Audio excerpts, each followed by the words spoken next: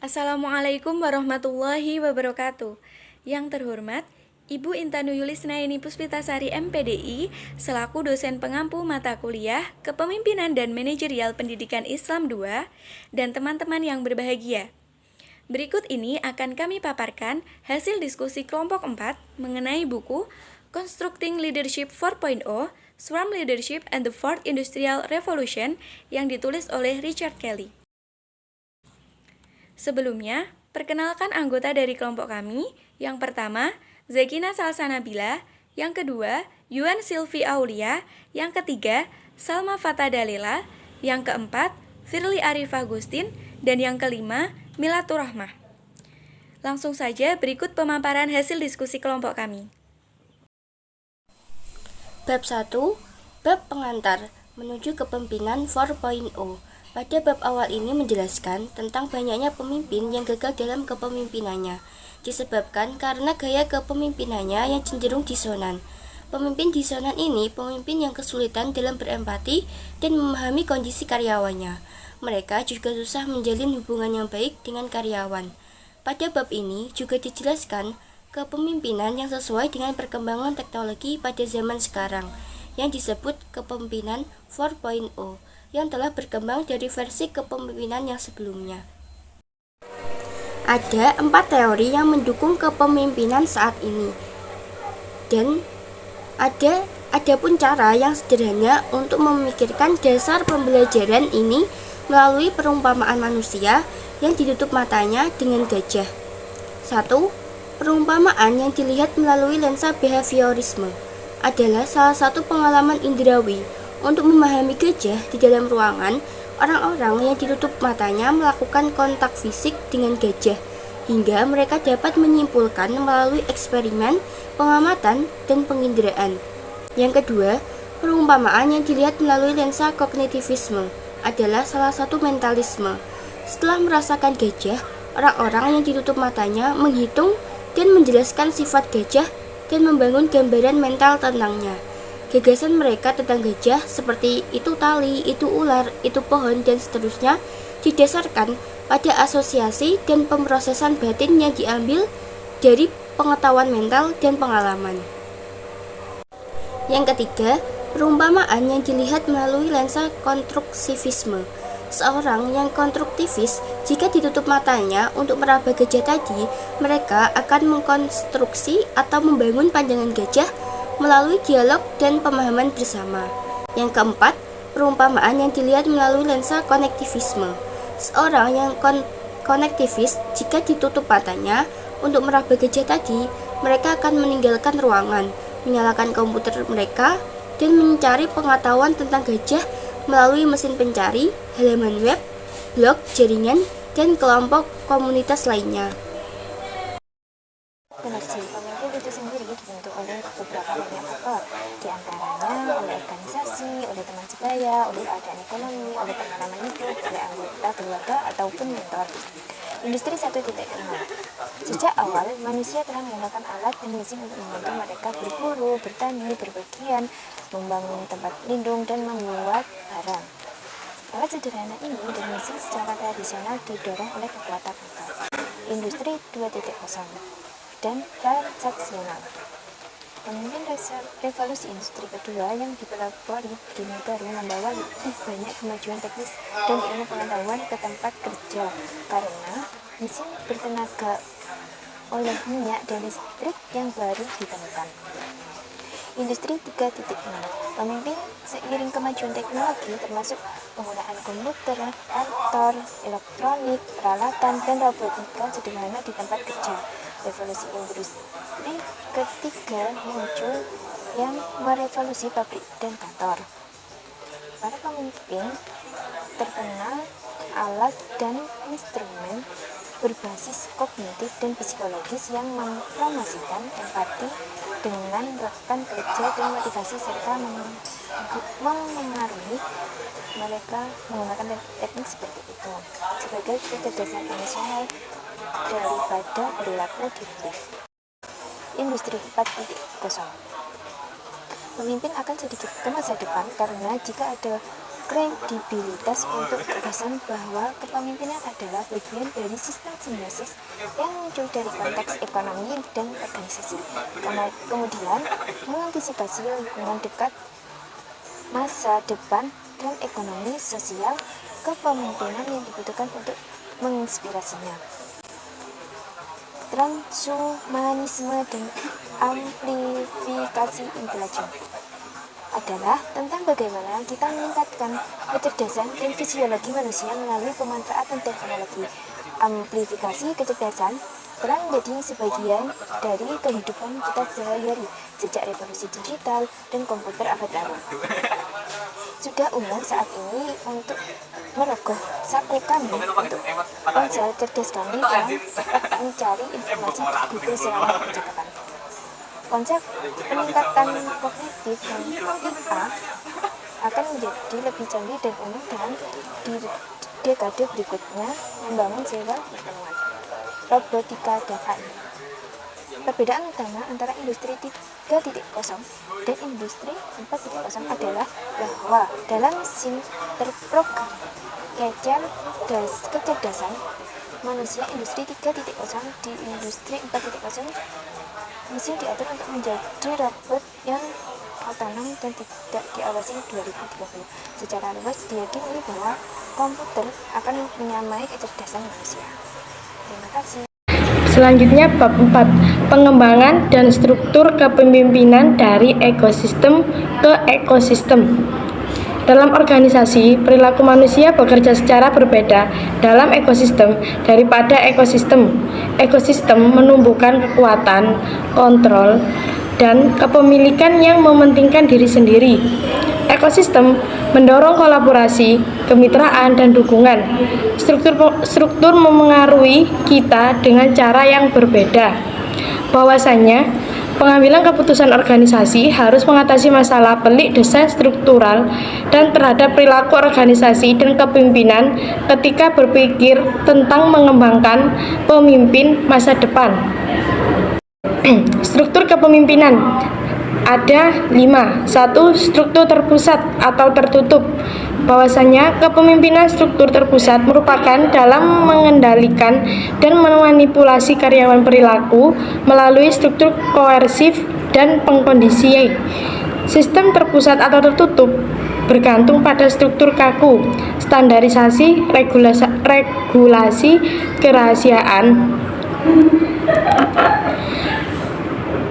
kerahasiaan terpusat, kerahasiaan budaya pengawasan dan kontrol pekerja. Dalam hal tersebut terdapat 2 struktur terpusat klasik, yaitu organisasi patriarki dan organisasi hierarkis. Kedua, struktur terdesentralisasi merupakan suatu hal yang dilakukan dengan menggunakan ide-ide, bukan hierarki. Maksudnya, mengungkapkan ini sebagai kisah pribadi tentang bagaimana kepemimpinan yang tidak tersentuh begitu mengakar dalam pemikiran mereka, sehingga mereka melewatkan salah satu peluang terbesar dalam sejarah perusahaan. Terdapat 2 model bisnis terdesentralisasi, yaitu organisasi matriks. Ketiga,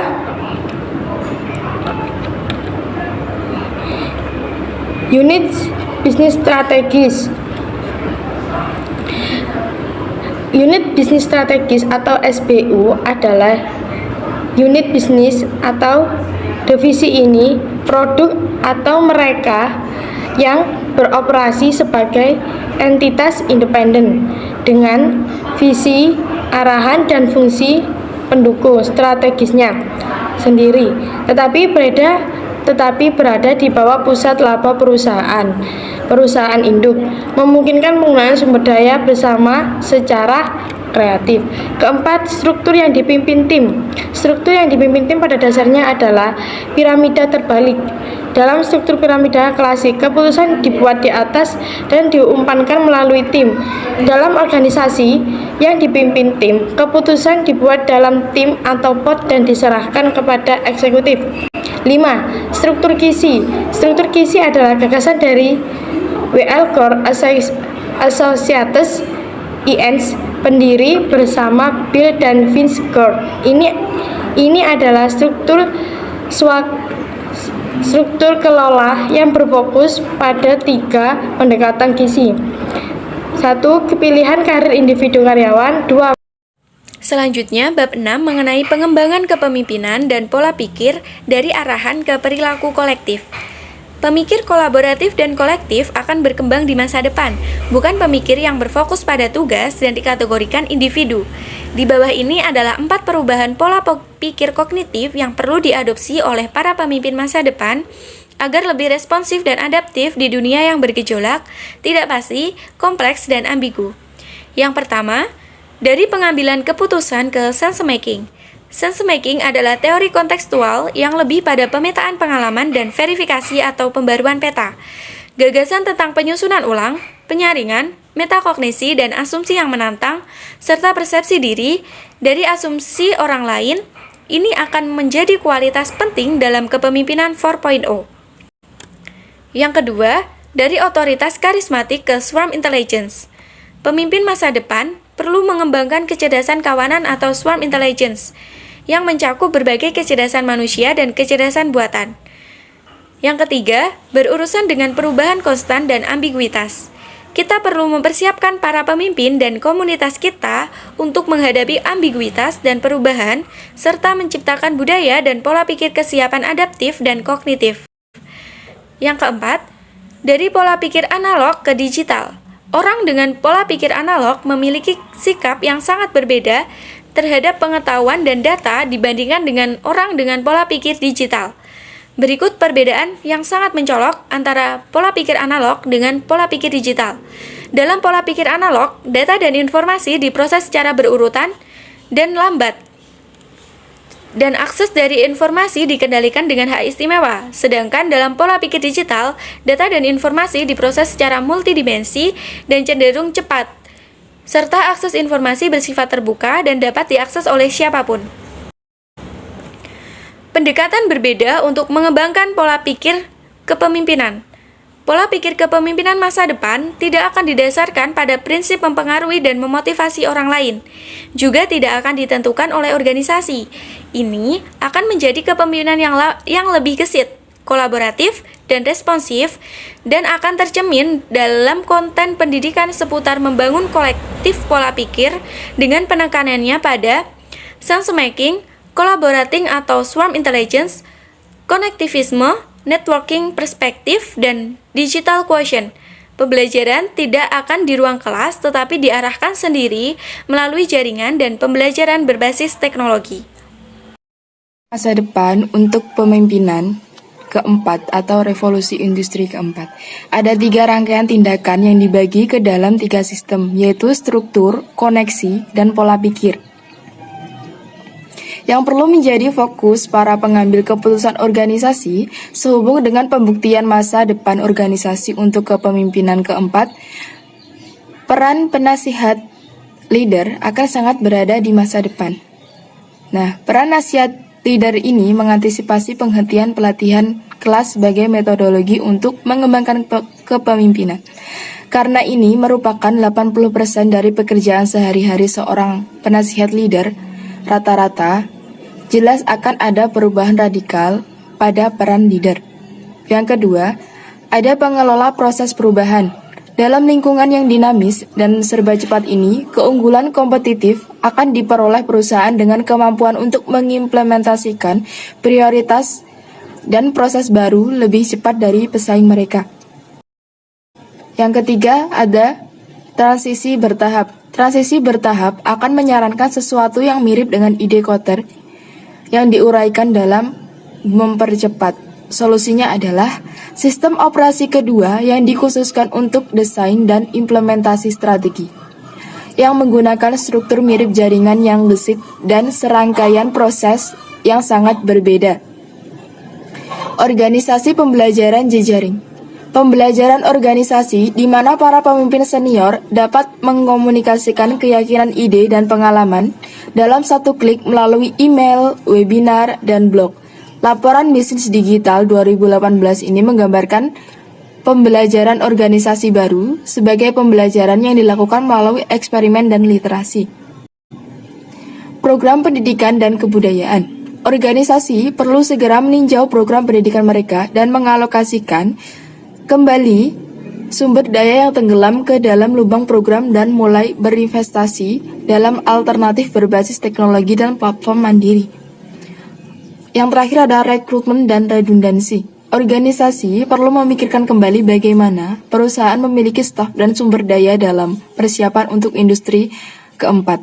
Saat organisasi bergerak ke gigi 2 dan menggabungkan silo dan departemen, mungkin ada peran yang menjadi mubazir dan organisasi kemungkinan harus memulai beberapa bentuk program redundansi lagi. Alhamdulillahirrabbilalamin, itu tadi pemaparan materi dari kelompok 4. Ada kurang lebihnya dari pemaparan yang kami sampaikan. Kami memohon maaf yang sebesar-besarnya dan terima kasih atas perhatiannya. Sekian, wassalamualaikum warahmatullahi wabarakatuh.